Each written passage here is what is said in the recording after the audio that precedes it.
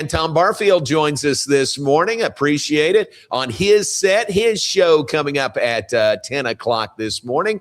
Tommy, how you doing this morning? I'm good. You see the interlocking BU in the back? Pretty cool, huh? I like it. Very good. Very nicely apportioned set you've got there. I was saying you stepped foot in a couple of states last week that you never had before. Is that right? 100%. We land in Kentucky. We cross the river into Ohio. So I was check. Oh, nice. Very good. Yeah. And what was my text to you guys when you talked about being in Kentucky? The great state. God's country. Yes. Yeah, God, that's right. Yeah. How are you? I'm doing great. How about you? I'm excited. Big night. Good. Big series ended against TCU. I mean, there's all these extra things associated with it, and that's fun. But if you boil it down, if it was just Baylor TCU, this is a big series in a lot of ways. Well, yeah, first of all, it's a rivalry, and, you want to win it, and you want to. If you're both 0-15, you want to win this thing. This is one of those you just want to win. But when you look at these two teams, they're both 8-7. That's T5. They're tied for 5th in the conference. Offensively, Baylor's hitting 266 as a club. Oh, look, TCU's hitting 266 as a club. This is going to be an evenly matched, hard-fought series. I think Baylor, statistically, John's a little better on the mound than TCU is. TCU's had some injuries on the mound. Well, so has Baylor had some injuries on the mound. So it's an interesting series, but I think it's for Baylor. I think this is a huge series because it's a home series, and you know about home series. You got to take care of your business at home. Boy, isn't that the truth? And TCU, you talk about injuries. Main one there is Tommy Lepore, who was he the preseason pitcher of the year in this conference? I believe he was, and that was Friday night circle. You know what I mean? Right. And so they've struggled there. I mean, they've struggled with that Friday night spot. And Trevor Baumler's going to get to start tonight, and he's got an ERA over 7. Oh wow! And Baylor has been really good on Friday nights, right? I think 7 of 9 series they've won the Friday night series opener. And when Davey's on the mound, Lucas Davenport, they're 6-1 on Friday night. The one was last week in Cincinnati. He was okay.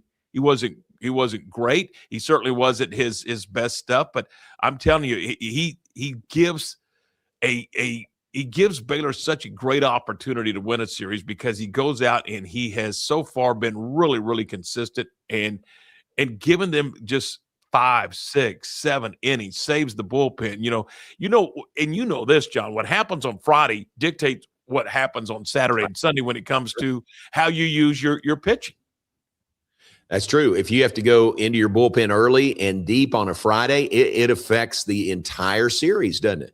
It absolutely does because, they have a plan for Saturday with Zach Wallace. They've got a plan for Sunday with Ethan Calder. But if Davey doesn't get it done on Friday, then everything's out the window. Sned is he's like, throw that paper out the window. Here we go. We got to put something together on the fly. But that hasn't happened much this year. I mean, Davenport has been really, really good. In the offseason, he wanted the Friday night job. He sought out the Friday night job.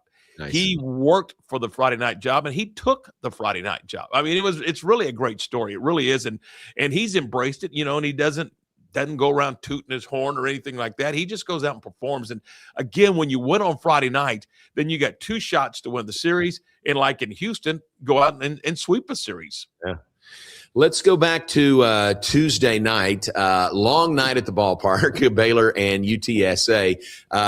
Thankful Baylor came out ahead, but what a great win, wasn't it, in a lot of ways to beat UTSA in 12 innings? Yeah, we talked about it at Heart of the Order the other day. The Sunday win against Cincinnati where you scored 5 runs in the top of the ninth where it didn't look good. I mean, let's be honest, it did not look good. You didn't play well at all on Saturday.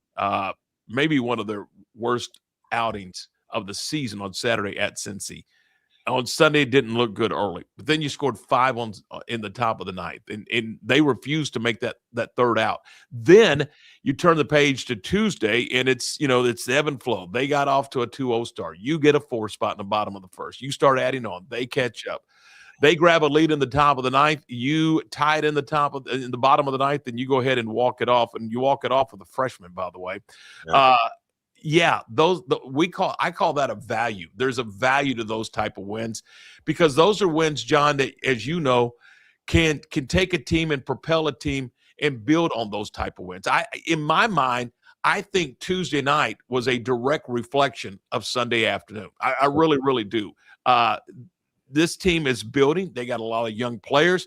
And when you're stacking wins like that and you're doing it in that way, I'm not sure that they do that on Tuesday if it wasn't what happened on Sunday. I really, in my mind, believe that. So there's a value to those wins. And I think Tuesday was a direct reflection of Sunday.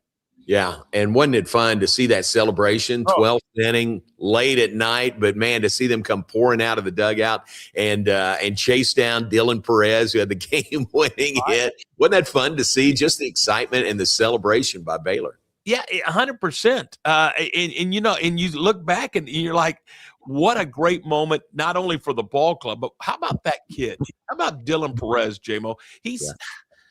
Here's a kid that, that was highly sought and has scuffled to the point to where they weren't even penciling him in the lineup. I think he had 12 at-bats or something to that effect before Cincinnati. And no hits, 0. And then they pencil him in, and they liked the work ethic, they liked the progress that he was making. They put him in the lineup in Cincinnati. He gets a couple of hits there. They pencil him in on Tuesday, and lo and behold, he gets the walk-off. Yeah. They had 3 hits in the game too, against his dad's alma mater, UTSA. So that was a really cool part of it. Oh yeah, Tice Armstrong, 2 more home runs, including the 2-run shot that tied it in the 12th inning. You've called all of those. You and Derek have this year. Right. What a season! I mean, the school record is 21 home runs in a season. Charlie Carter did that in 1998. Here's Tice Armstrong sitting with 14 with a good number of games to play. Yeah, I mean, we got, 25, 26, something like that in the postseason. Yeah. I like his approach. I think you do too. I mean, he doesn't go to the plate looking to hit a home run. He goes to the plate looking to hit line drives. He's going to the plate.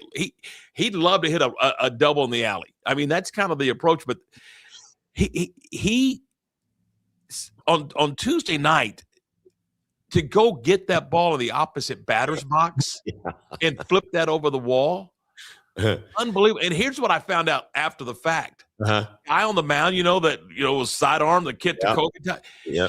They were summer league teammates. Oh, really? How about that? Oh, he's probably seen him once or 3 times.